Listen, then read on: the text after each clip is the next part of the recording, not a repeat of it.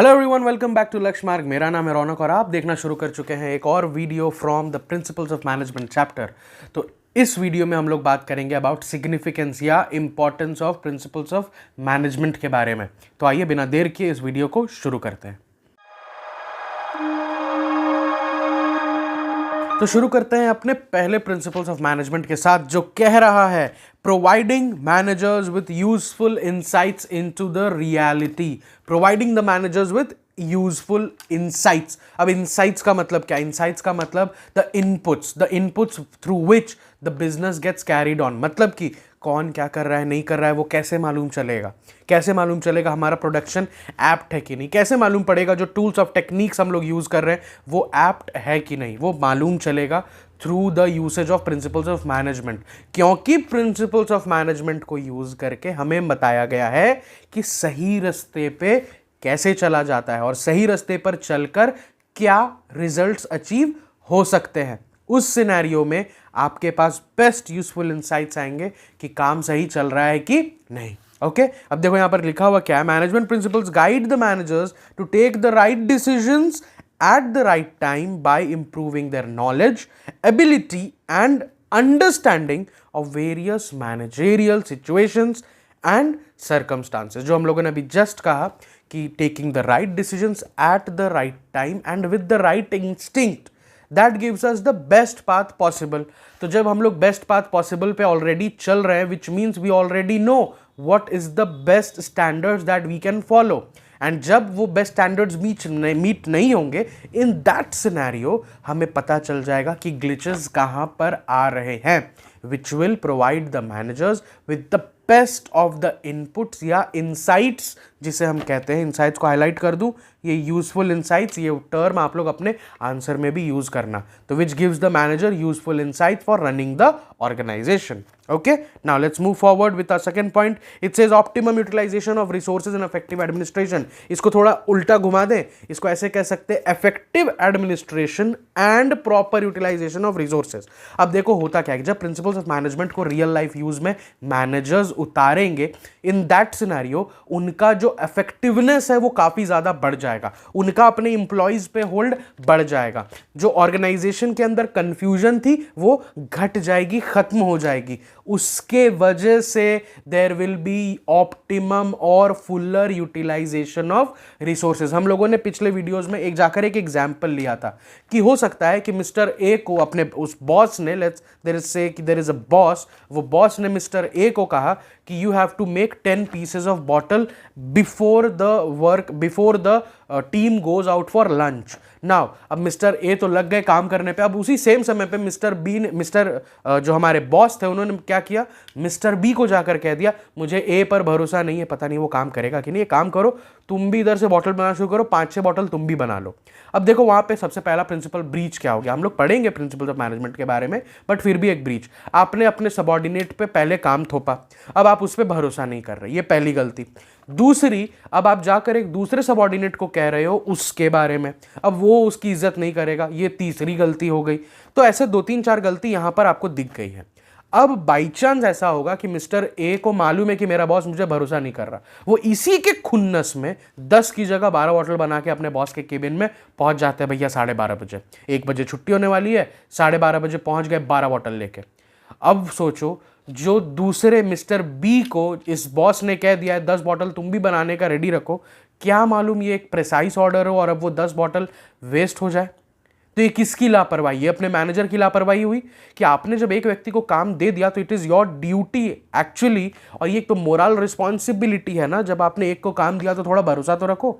Okay, और जब एक को दिया वो काम तो दूसरे को फिर वो सेम काम आपने क्यों दिया? डुअल वर्क हो गया ना, रिसोर्सेज वेस्ट हो गए ना, आपके रिसोर्सेज वेस्ट हुए नहीं सर, कंपनी के रिसोर्सेज वेस्ट हो गए।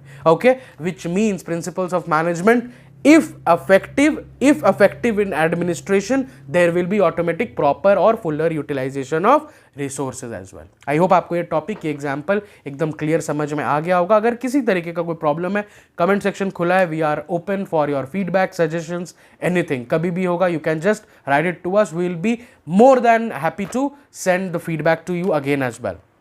Now a third point, it's a scientific decisions, ये सबसे इंपॉर्टेंट पॉइंट है when we talk about the principles of management. Scientific decisions क्यों कहते हैं हम? बिकॉज यहां पर हिट एंड ट्रायल मेथड नहीं चलता। Hit and trial method, let's write this for you as well. Hit and trial method जो है वो काम नहीं करता। क्यों काम नहीं करता? बिकॉज ये सिचुएशंस बार बार आएंगे, रिपीटेड है, रेकरिंग है। तो जब भी आप इन सिचुएशंस में काम करोगे, ये आप काम करोगे according to the principles that have already been made in the past, not hit and trial method. हर बार आप एक्सपेरिमेंटाइज नहीं करोगे। May be your company is not in a position to experiment with such situations. तो वहां पर आप क्या करोगे? एक अच्छे प्रिंसिपल ऑफ मैनेजमेंट का गाइड उठाओगे, हेल्प लोगे, देखोगे कि पुराने बड़े समझदार लोगों ने उस सिचुएशन में क्या किया था। ठीक है, तो जब आप उन प्रिंसिपल्स को उठाओगे आपका डिसीजन ऑटोमेटिकली साइंटिफिक हो जाएगा, क्योंकि फिर आप उस चेक करोगे ना कि भैया ऐसे सिचुएशन में, लेट्स से 2001 में इस प्रिंसिपल्स, इस मैनेजमेंट ने, इस कंपनी के मैनेजमेंट ने इन प्रिंसिपल्स को बखूबी यूज किया, फिर इन्होंने इस सिचुएशन से कंपनी को बाहर निकाला या बहुत अच्छे से परफॉर्म किया वगैरह वगैरह। ओके, तो ये आपके डिसीजंस को साइंटिफिक डिसीजन बनाता है। Principles of management helps to create scientific decision atmosphere for the company and the manager. Okay, now next point है हमारा meeting the changing environment requirements. वही फिर से यार, फिर से वही टर्म डायनेमिक। ठीक है, डायनेमिक मतलब which keeps on changing, which keeps on evolving. तो हमें मालूम होना चाहिए कि बिजनेस इन्वायरमेंट, अगर आप लोगों ने अभी भी पिछला वीडियो नहीं देखा है तो पिछले कुछ वीडियोस जाकर देख कर आओ, जहां पर इंट्रोडक्शन दिया गया है अबाउट प्रिंसिपल्स ऑफ मैनेजमेंट। उन वीडियो में मैंने बताया अबाउट डिटेल में कि बिजनेस इन्वायरमेंट कैसे काम करता है। तो क्योंकि अब जो आप लोगों ने वो वीडियो देख रखा है अभी, मैं ये मान के चलता हूँ, नहीं तो जाओ देख कर आओ पहले।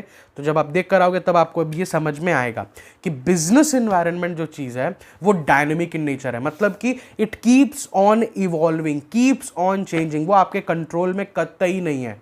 तो एक ऐसे सिचुएशन से लड़ने के लिए आपको भी एक ऐसा वर्कफोर्स बनाना होगा, आपको भी एक ऐसा टेम्परामेंट रखना होगा जो कि डायनेमिक है, जो कि कॉम्प्लेक्स सिचुएशन को हैंडल कर सकती है। विच मीन्स अगर हर महीने एक नई टेक्नोलॉजी आ रही है तो आपको उस नई टेक्नोलॉजी से निकलने के लिए भी तो एक कॉम्प्लेक्स एटीट्यूड होना बहुत बहुत ज़रूरी है। सोचो वो फ़ोन कंपनियां कैसे काम करती होंगी, जहां हर हफ्ते के अंदर 2 नए फ़ोन्स आते हैं जिसमें 2 और नए फीचर्स हैं। अब आपका अभी 1 महीने पहले बनाया प्रोडक्ट, अब आपका प्रोडक्ट ऑब्सोलेट हो जाएगा। ओके, तो इसके लिए क्या करना ज़रूरी है? इसके लिए आपको dynamic temperament, dynamic workforce, dynamic attitude होना बहुत बहुत नेसेसरी है। Okay, now let's move forward with our next significance. It says fulfilling the social responsibility. Now one of the most important part, as we say, कोई भी business के लिए social responsibility उतनी ही ज़रूरी है जितनी की प्रॉफिट मेकिंग। जब हम देखते हैं प्रिंसिपल्स ऑफ मैनेजमेंट उठाकर, तब हमें पता चलता है कि कुछ हद तक प्रिंसिपल्स ऑफ मैनेजमेंट का जो क्रिएशन है उसको सोशल वेलफेयर भी देखकर बनाया गया है। उसको ऐसा नहीं बनाया गया कि वो अपने वर्कर्स पे बहुत ज़्यादा प्रेशर डाल रहा है या अपनी इन्वायरमेंट पे बहुत ज़्यादा एक्सप्लॉयटेशन कर रहा है एंड ऑल। वो एक काफ़ी ज़्यादा socially responsible set of guidelines हैं। जैसे कि यहाँ पर क्या लिखा हुआ है, principles of management not only help in achieving the organisational goals, which means profit, economically सिर्फ ऑर्गेनाइजेशनल गोल्स अचीव नहीं करना चाह रहा, मगर they also guide the managers in performing the social responsibility. Example, equity and fair remuneration. जो हमने अभी बात की कि हम सिर्फ प्रॉफिट मेकिंग की बात नहीं कर रहे, इक्विटी प्रिंसिपल, फेयर रेमुनरेशन का जो प्रिंसिपल है वो भी सोशल रिस्पॉन्सिबिलिटी जस्ट कर रहा है। फॉर एग्जांपल फेयर रेमुनरेशन का ही पॉइंट ले लेते हैं कि 2 एम्प्लॉयज़ को जो एक स्केल पे काम कर रहे हैं, you can not discriminate the salary based on anything relevant, anything, उनके कास्ट, बेस, जेंडर, उनके किसी भी चीज़ के ऊपर आप उनको डिस्क्रिमिनेट नहीं कर सकते। उनके आप डिस्क्रिमिनेट कर सकते हो बहुत से बहुत होगा तो, जबकि वो भी इट्स नॉट एथिकल, मगर बहुत से बहुत आप उनको डिस्क्रिमिनेट करोगे तो वो आप करोगे उनके क्वालिटी ऑफ वर्क के ऊपर। वो भी क्या करती है कंपनी, जो ज़्यादा अच्छा काम करता है उसको कुछ बोनस देती है। ये नहीं कि सेम लेवल के 2 लोगों में से एक का सैलरी बढ़ा दिया, वाह तुम क्या काम करते हो जी, नहीं, ऐसा नहीं होता है। 2 लोगों में अगर कोई अच्छा काम करता है तो भैया उसको बोनस दे के थोड़ा उसको चढ़ा दिया जाता है कि very good, you are being appreciated by the company. लेकिन जो काम नहीं करता, ऐसा नहीं है कि उसकी कभी सैलरी काट ली जाती है। ओके, वो अनएथिकल माना जाता है, विच मीन्स कि principles of management also take care about the social segment part of the management. Okay, और भी बहुत सारी चीज़ें हैं जो हम लोग प्रिंसिपल्स ऑफ मैनेजमेंट के बारे में पढ़ेंगे, इंपॉर्टेंस जानेंगे, सिग्निफिकेंस जानेंगे। कई बुक्स में हो सकता है 8, 9, 10, 12 दिया हुआ हो, but these were the 6 most important principles of management left. 6 हो गए ना? नहीं, एक और बाकी है, एक और हम लोग कंप्लीट कर लेते हैं। It says management training education and research. Management training education and research, ये हमारा लास्ट पॉइंट होने वाला है अबाउट प्रिंसिपल्स का सिग्निफिकेंस पढ़ने के केस में। Okay, it says management training education and research, it is important for the training and development, is also helpful for the education and research purposes when it is being dealt in a company, dealt in a management. जब आप ढेर सारे लोगों के बीच में काम करते हो, उनकी एजुकेशन में, उनकी ट्रेनिंग में, डेवलपमेंट में, एक रिसर्च वर्क में, सबके अंदर प्रिंसिपल्स ऑफ मैनेजमेंट का बहुत ज़्यादा इंपॉर्टेंस लाई डाउन करता है। Which means it says management principles are helpful in identifying the areas in which existing and future managers should be trained. They also provide the basis for the future research. Okay, आपको एक even playground देता है for each and every employee based in a company. फिर आप उसमें से select करते हो that whom to train, not to train. Train करोगे तो कैसे ट्रेन करोगे, what are the principles then to be followed for the training. फिर उसमें अच्छा कौन कर रहा है, बुरा कौन कर रहा है, उसको एनालाइज कैसे करोगे, फिर उनकी डेवलपमेंट पे कैसे काम करोगे, फिर उनको रीइंस्टेट कैसे करोगे कंपनी में, क्या होगा उनका प्रमोशन, आई कैन एवरीथिंग। वो सब प्रिंसिपल्स ऑफ मैनेजमेंट के अंदर हम लोग डिस्कस करेंगे, उसके इंपॉर्टेंस के अंदर हम लोगों ने अभी डिस्कस कर लिया। और जो लास्ट पॉइंट हमारा कह रहा है वो यही है कि सिर्फ प्रेजेंट के लिए नहीं, उनके प्रेजेंट ट्रेनिंग डेवलपमेंट के लिए नहीं, बल्कि also for the future research, also for the future research के लिए भी principles of management is very very important. अगर किसी को भी लग रहा होगा कि सर कंपनी में क्या रिसर्च करेगा, तो भैया ऐसी हर सारी कंपनी होती है, बहुत सारी कंपनी होती है जिसमें रिसर्च चलते रहता है। अब रिसर्च का मतलब क्या, जस्ट फॉर एग्जाम्पल गर्मी के दिनों में बिना बताए there will be some persons जो कि ध्यान रखते रहेंगे कौन सा व्यक्ति कितना पानी पीता है, बस उसको कुछ नहीं करना, वो बस खड़ा है वहीं पर किसी दूर जगह में और वो खाली एक चीज़ नोटिस कर रहा है कि जितने लोग क्यूबिकल्स में बैठे हैं कौन सा व्यक्ति कितना पानी पी रहा है। इसको और बारीक कर दे 10 से 1 के बीच में, कि जो सुबह 10 बजे ऑफिस आए हैं, 1 बजे 2 बजे लंच होने वाला है, 1 बजे तक कौन कितना पानी पी रहा है। तो लेट्स से 10 दिन के बाद ये पता चलता है मई के महीने में कि मई के महीने में जो लेडीज़ आती हैं वो 10 से 1 बजे के बीच में they get thirsty a lot, तो वो जाकर ज़्यादा पानी पीती हैं through the filters, water filters in the office. फिर पता चला कि जो एम्प्लॉयज़ हैं, employees are in a habit to take breaks after each 1 hour. वो 10 बजे के बाद 11 बजे निकल गए, फिर 12 बजे निकल गए, फिर 1 में निकल गए।